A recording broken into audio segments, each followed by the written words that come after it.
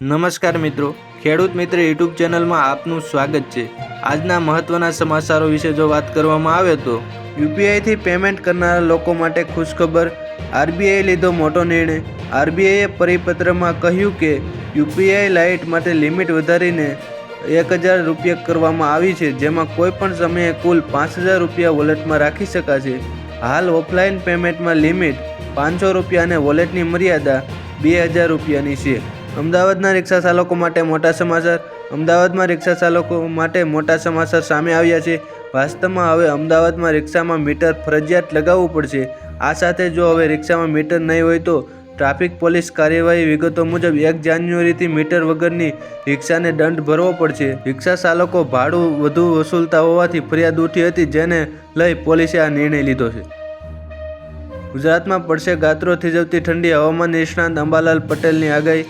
હવામાન નિષ્ણાત અંબાલાલ પટેલે જણાવ્યું કે ગુજરાતમાં 8 ડિસેમ્બર બાદ વર્તાશે ઠંડીનો ચમકારો। 16 થી 18 ડિસેમ્બર દરમિયાન ગુજરાતના વાતાવરણમાં મોટો પલટો આવવાની આગાહી કરી છે।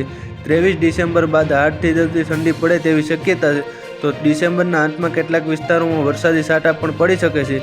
દક્ષિણ ગુજરાત અને મધ્ય ગુજરાતના ભાગોમાં માવઠાની શક્યતા છે। સરકારી કર્મચારી પેન્શનર્સ માટે ખુશખબર। રાજ્ય સરકારના કર્મચારીઓ અને પેન્શનર્સ માટે ખુશીના સમાચાર સામે આવી રહ્યા છે। સરકારે કર્મચારીઓના મોંઘવારી ભથ્થામાં વધારો કરવાનો નિર્ણય લીધો છે।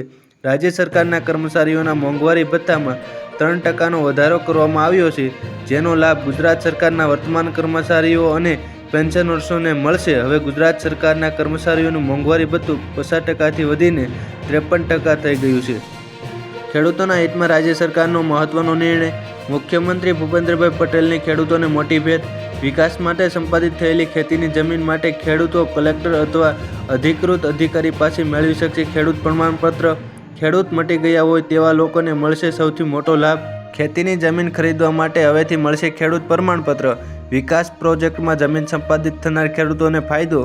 પ્રમાણપત્રના અભાવે બિન ખેડૂત બનેલાને મોટી સુલભતા। ઠરાવ પ્રસિદ્ધિના 1 વર્ષમાં કલેક્ટરને અરજી કરી શકાશે। પ્રમાણપત્ર મળ્યાના 3 વર્ષમાં જમીન ખરીદી કરવી પડશે।